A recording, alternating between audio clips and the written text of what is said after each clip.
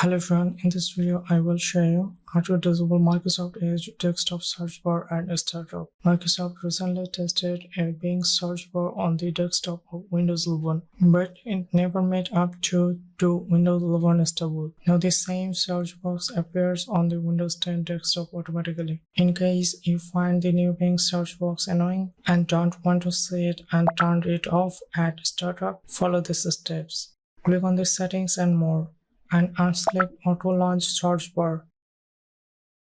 After that, again click on Settings and More and close Search Bar. Now it's successfully turned off. To turn on, open Microsoft Edge browser and click on Settings and More. Then More Tools. Click on Launch Search Bar to show it on the desktop. As simple as that.